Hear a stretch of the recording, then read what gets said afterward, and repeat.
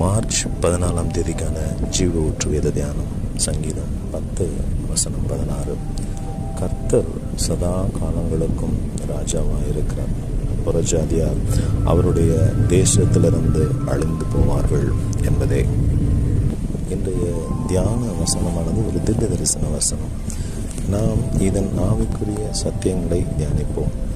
இந்த வசனத்தில் புறஜாதியார் என்று குறிக்கப்பட்டுள்ளவர்கள் யாரென்றால், நம்முடைய ராஜாதி ராஜாவாகிய இயேசு மகாராஜாவை தங்களுடைய ராஜாவாக ஏற்றுக்கொள்ளாதவர்கள் எவர்களோ அவர்களே புறஜாதியார். கர்த்தருடைய ராஜ்யத்தில் அவரால் மீட்கப்பட்டவர்களும் அவருடைய பிள்ளைகளும் அவரை தங்களுடைய ராஜாவாக ஏற்றுக்கொண்டவர்களுமே வாழ இயலும். இந்த புறஜாதிகள் இயேசுவை ஏற்றுக்கொள்ளாததற்கு காரணம் என்னவென்று சிந்தித்து பார்த்தால், இவர்களிடத்தில் கர்த்தராகிய இயேசுவில் உள்ள அன்பு இல்லை. இவர்களிடத்தில் கர்த்தருடைய சமாதானமோ சந்தோஷமோ பொறுமையோ இல்லை.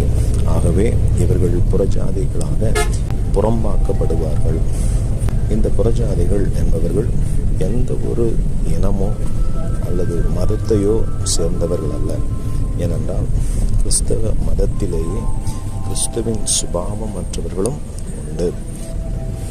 இவர்கள் கிறிஸ்துவின் உடையவைகளை ஏற்றுக்கொள்வதில்லை.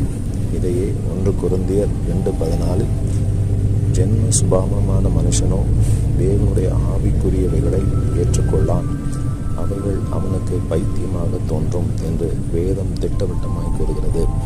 ஆம், ஆவியின் கனியாகிய தேவனுடைய சுபாவம் நமக்குள் உண்டாகாவிட்டால் நாம் கிறிஸ்துவுக்கு அந்நியர்களாகவே இருக்கிறோம். ஆகவே நாம் நம்மை தாழ்த்தி கிறிஸ்துவின் அச்சடையாளங்களை நம்மை தரித்தவர்களாக தேவ ராஜ்யத்தில் பங்கடைவோம். ஆமேன். அல்லேலூயா.